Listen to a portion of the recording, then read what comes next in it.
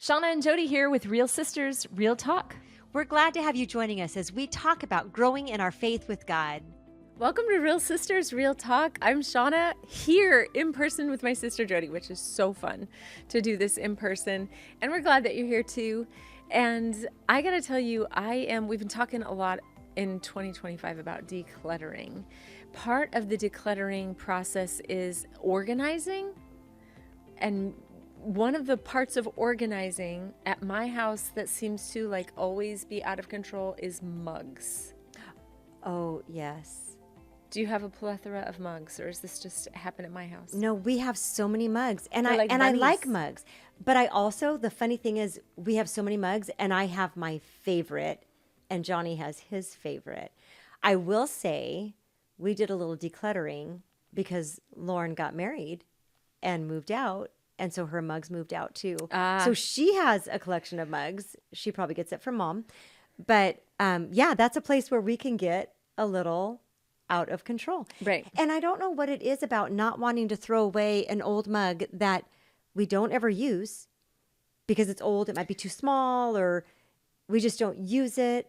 I literally got a mug when I had my oldest daughter, who she's just about to be 29 this week. Actually, she has a birthday. Yeah. But when she was born, somebody brought me a floral arrangement that came in a mug that said, "It's a girl." Oh, cute. Oh, cute. Still But in our 29 cupboard. years. Yeah. Still there because Yes. it's nostalgic. It's like, you can't get rid of that one. We've always had it. So that's actually triggering. I have a mug that's actually like it's probably like I don't know if it's a cappuccino mug or whatever, but it's a really big with a saucer. I don't think I have ever used it. Oh, And wow. I've had it for over 30 years, but I still have it. And it's in my cupboard. Why? Why am I not willing to let go of that thing? Like, Right. so that's making me think, like, in our brain, what is it that is cluttering our brain that we're just not willing to let go of? Right. So, like, as I'm trying to declutter and I'm trying to figure out what stays and what goes, I've got two things going on at the same time. I've got like this desire to declutter and to have things be organized and easy access and getting the things out of the way that are things that are just in the way and taking up space or whatever. I also have some nostalgia and some Yes. things that I don't want to get rid of. And those things kind of live in tension with one another. And in that scenario, neither one of them are terribly wrong. And so it's not like you can say we absolutely have to eliminate this part of it. Like, we have to hold both of them. And that's so true in so many areas of our life and our walk with the Lord, right? Is we live in the tension.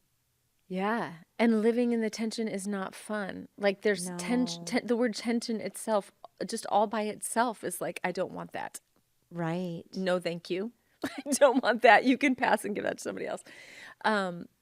But one of the ways that, well, speaking about the tension really quickly, like, I like things to be organized and I like things to be clean, and I'd rather have them, like, if somebody does something good, I'm like, oh, good person.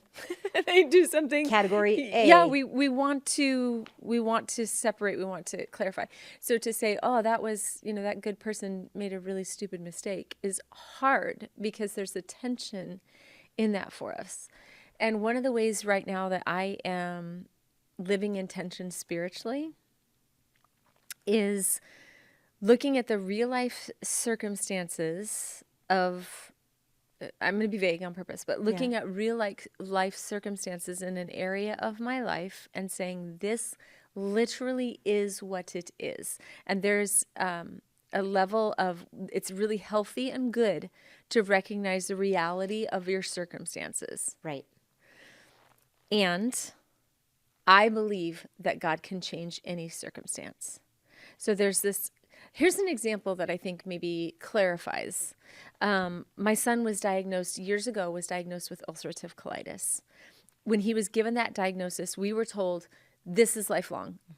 He will never not have ulcerative colitis. So immediately we started the research and the medications and like what foods should he eat, what foods should he avoid. getting the right medication that was going to help work with his body and help him the right dosage, all the things, right? So we started that journey. At the same time, even though the doctor said he will always have this and this will always be his reality and it will likely lead to fill in the blank. I'm not even going to go there. Yeah. Okay. I also held on to, I believe that God can heal my boy. And there were days when it would have been easier to say, to put all of my time and energy and thoughts into this is the reality of our situation and not hope for it to ever be different because it's risky to hope.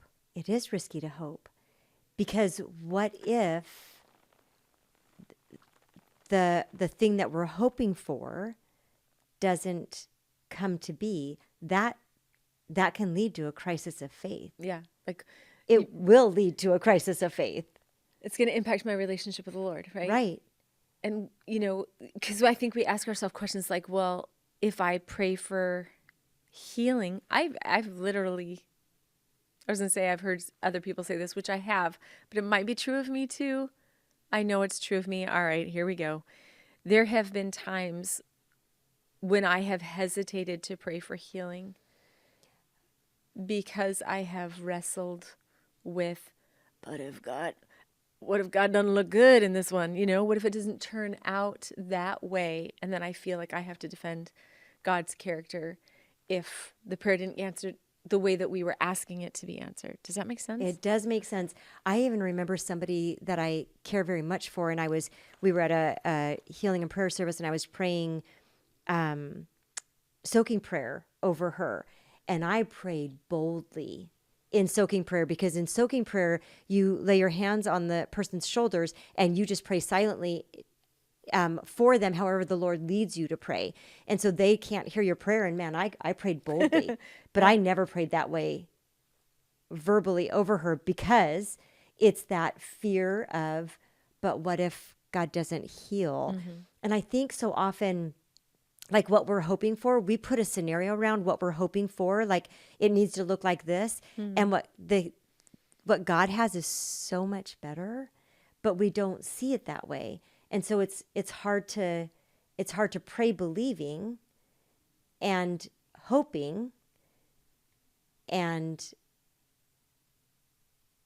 because of the risk that we won't get exactly what we want in the way that we want. There's a tension there. And I think sometimes even, our leaning goes like, we're just going to pray into this, and we're just going to trust that God is going to do this. And we miss all kinds of blessings and benefits of medicine and wise choices. Yes. And do you know what I mean? Like we make decisions that are not good for ourselves physically or emotionally or relationally, trusting that God's going to make it better. Right. When there's some real practical steps that would be helpful for our situation. Or we just, all the emphasis goes here, and we fail to believe God for all that he can do. So living in the tension of both of those at the same time, mm-hmm. What comes to mind is like Daniel, Shadrach, Meshach, and Abednego, or Shadrach, Meshach, and Abednego in the fire. Okay? Yeah, for sure. And just story in the Bible, if you're not familiar, these guys were told that they needed to bow and worship the king, and if they didn't, they would be thrown in the fiery furnace. They end up getting thrown in the fiery furnace because they're like, we're not going to bow to him. We'll only bow to God. And their response was, the king said, you have to bow to me. And they said, we're not going to bow to you. And if you have to throw us in the fire, you have to throw us in the fire. And we believe that our God can save us from the fire. But even if he doesn't, we're still going to worship our God. So there's this tension there, right? Of mm-hmm. like, we believe that God can save us from the fire. But even if he doesn't save us from the fire, he's still God. Right. That doesn't take away from who he is or our faith in him. Right. And that's a hard place to walk in, because again, that can lead to a crisis of faith. And so, yeah, that's a really hard place to walk in. So even, I want to go back to like what you were talking about too, like both sides are easy to camp in and shut down the other side. So if we're camping in the side of,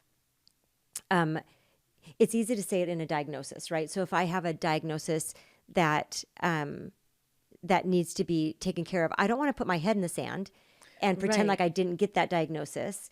And I'm just going to do this. I'm just going to pray and trust that God's going to heal me and not do the things that I need to take care of myself. So I'll give a really extreme example. So if I'm diagnosed with diabetes and I'm like, no, I'm going to eat whatever I want to because God's going to heal me. And so I'm just going to, I'm going to eat all the sugar. That's irresponsible. That's irresponsible, right? So there's a responsibility to live in the reality of the diagnosis and still pray for healing. We can do both.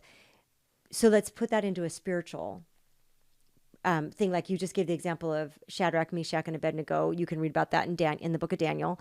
So what I'm trying to think of an example of like spiritually, there's an area or something, or if there's something going on relationally in life, there might be a very difficult relationship that we are dealing with, or there might be, just go with something like that. We can't pretend away the situation that we're in. If there's a conflict that needs to be resolved, we can't pretend away that conflict. We have to actually deal with that conflict while still praying for that relationship and healing and restoration in that relationship.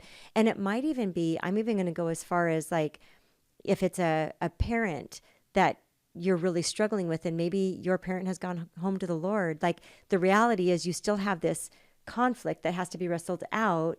And so how do we walk in health in that and pray that, and not pretend that away, and pray that God will bring healing and restoration for you, and that you won't carry that into other relationships and things like that. Did that just make it really confusing? No, it's just hard. It's hard. It is hard. So we want to clean it up. And maybe that is confusing. But do you know what I mean? Like that's actually the real time. Like it's hard to hold it. We want it to be so, it's hard to hold it because we want it to be so clean cut. Yeah. We want to polarize. We want to, all the reds go in here and all the greens go in here and the yellows go in here. Yeah, that's clean. It's just, life isn't always that clean and clear. So in this area that I'm walking out right now, of holding the tension, of trusting God for who God is, and looking at my real life circumstances, what it's looking like for me right now is to not walk too far ahead in the journey, but to walk, we talk so much about abiding, but like to walk abiding with Jesus in the daily. Like literally there was a circumstance where it was really frustrating for me. And I had all the natural relational responses of being upset and being frustrated and wanting to respond out of that. And at the same time, I was praying, God, yes, show me what to do in this moment. I don't want to sin against you. Lead me. Tell me what to say. Like I trust you and I want your direction and I need you and I know that you're right here. And the circumstances were such that I kept asking for God to give me clarity, speak, give me the words, tell me, da. And I honestly felt, Jodes, like I was not getting a clear answer from the Lord, but I was going to come in contact with the person that I was upset with, and it was unavoidable. And I wasn't ready. I didn't have clarity. I didn't know what to do. And so literally in the place of both and, I'm mad as a hornet. I don't know what to do. God, I want you to lead me and give me directions and show me what to do.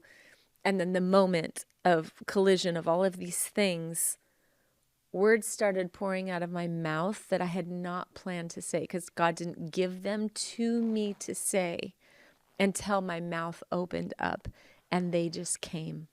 Yeah. That's kind of what we talked about a couple of weeks ago is God provides what we need when we need it. And I want the plan. I want like that going into that conversation, like God, tell me ahead of time because then I can actually control it. And that gives me a sense of like everything's gonna be okay if I am in control. But if we Yeah. just allow God to lead, and God gives us what we need when we need it, not any sooner Yeah. than what we need it. And that too is like, this is really tough stuff. It's one thing to talk about it. It's a whole nother thing to live it out. Like what you just shared. That's a hard place to be. Yeah. Here's another example. You, maybe right now, your circumstances are such that you want someone to do life with. You want to be married. You desire that. You long for that. And right now, that person isn't even, like, you don't have them in your purview. You don't even know how that would come about.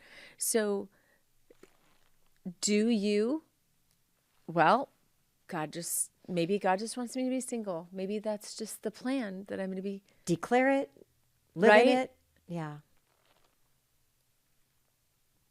And how do you live into the reality of your circumstances, that you are single right now and that you long for a relationship while you're single, and trust that God would have that for you? Like, I mean, these are plans and purposes that we have for ourselves, but it's just a matter of holding the tension. Like, how do you hold the tension and keep yourself vulnerable to walking in your real life circumstances and trusting God for what is not yet? Right. So I think that that's a really good visual that applies to so many different areas of life. But like that singleness, so walking in the singleness in a healthy way, instead of like declaring, I'm just going to be single forever. God is, this is what God has called me to, and this is what I'm going to lean into, and pushing people away because we're so camped in that camp. We can also kind of hide out from people because we're so camped in that camp. Or we can so not to want to be in that camp that we wallow, That we don't trust God. we don't trust God. Yeah. And then we honestly, like a playing that out is, I'm going to make this happen because God gave me the desire to be married, and so I'm going to make this happen. I will find somebody and I will marry that person, good for me or not, because I want to be married. And I'm going to take this, God's not moving fast enough. I'm going to take matters into my own hand. And I'm going to marry somebody who's actually not a good match for me. It doesn't mean like you can't be proactive and be in places where you'll meet godly people and things like that. But when we take things, like, we literally settle for less because we're so against what the situation we're in right now. Yeah. And then the pendulum swing to praying and trusting God will bring you. So go do fun things as a single person. Live as a single person. Have life as a single person. Trusting and praying, God, open my heart. Help me to see who you want to bring into my life. Give me hope, God. Help me have peace as I walk in this, Lord. You've given me this desire, God. Would you please bring that person into my life? There's a real pendulum in seeing how we can live that out and play into it.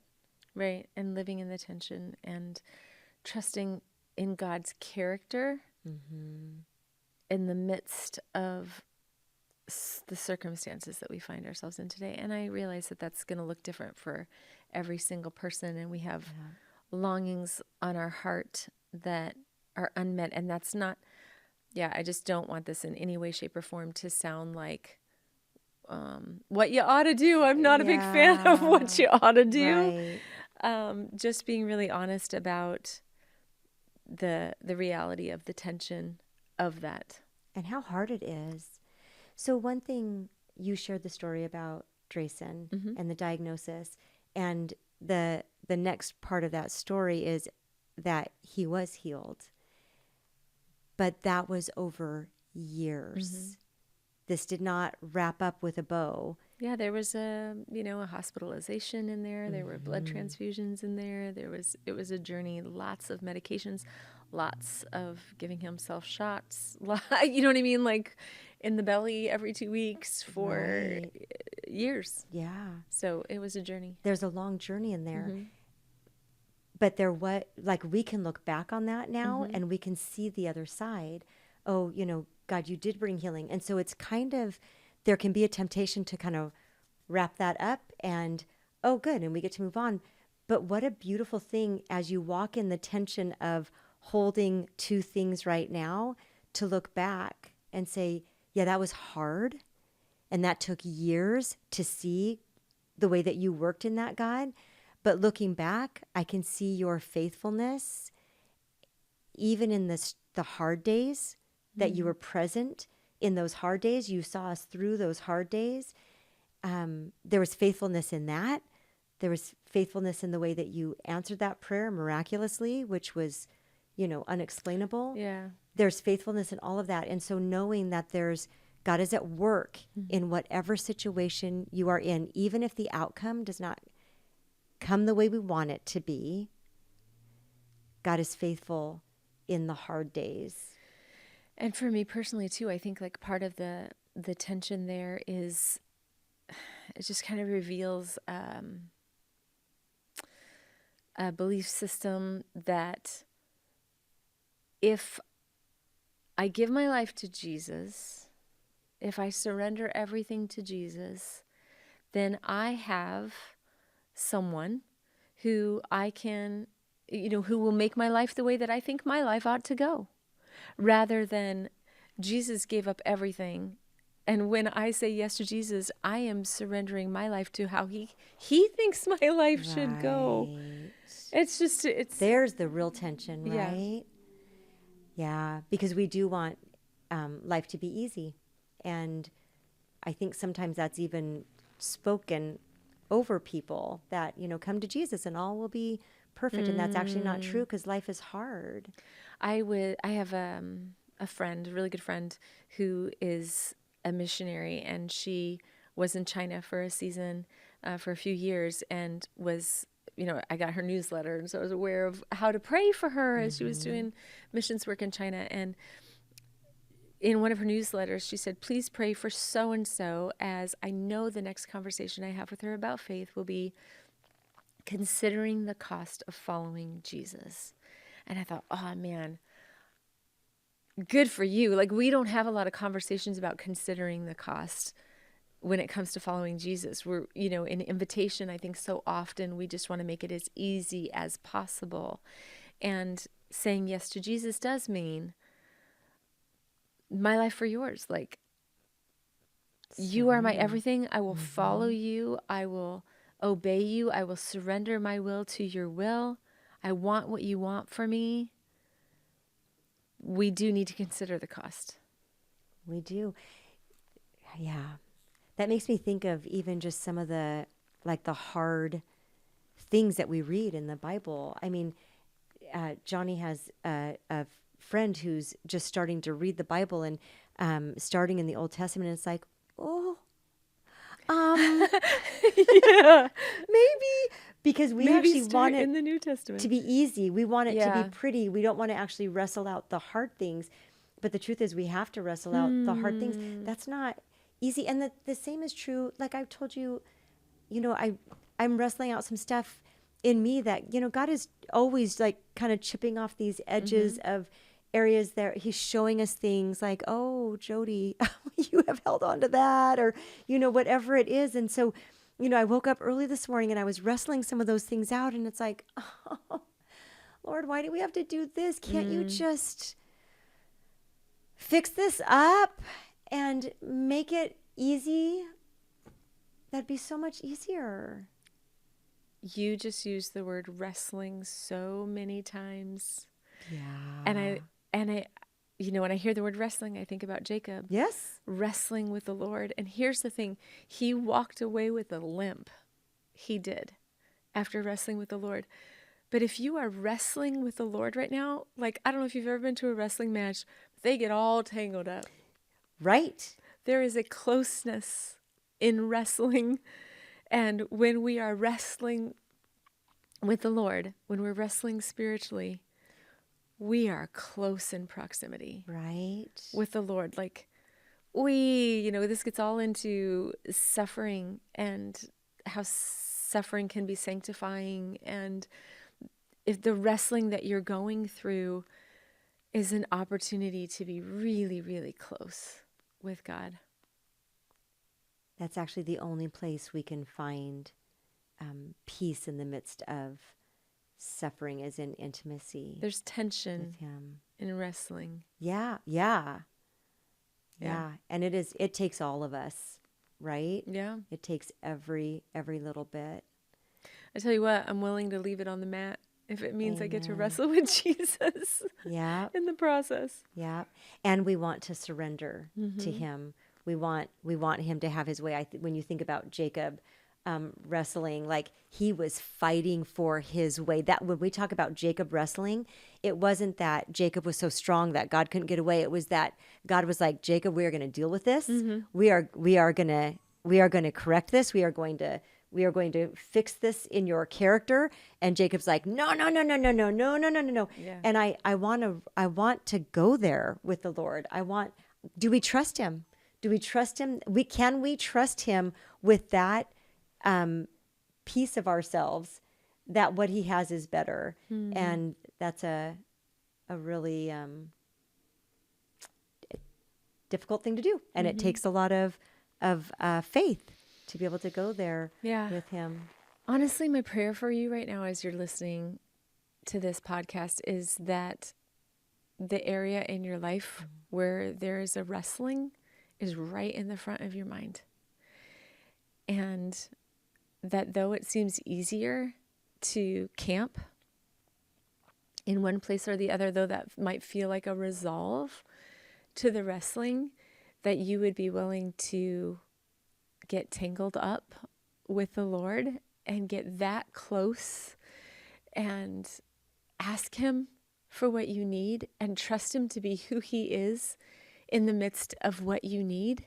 And that even if you walk away with a limp, that you walk away with a deeper clarity that God is so close, that he's with you, and that he's going to see you through it, no matter how it goes down.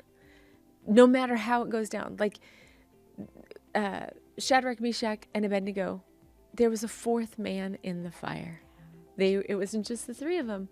There was a fourth man in the fire, and there's, in the same way, God is with you in what you're wrestling out. So I just pray courage over you to keep wrestling it out and keep leaning into God and trusting him for who he is. And in the midst of it all, to know that we serve a real God and he really loves you.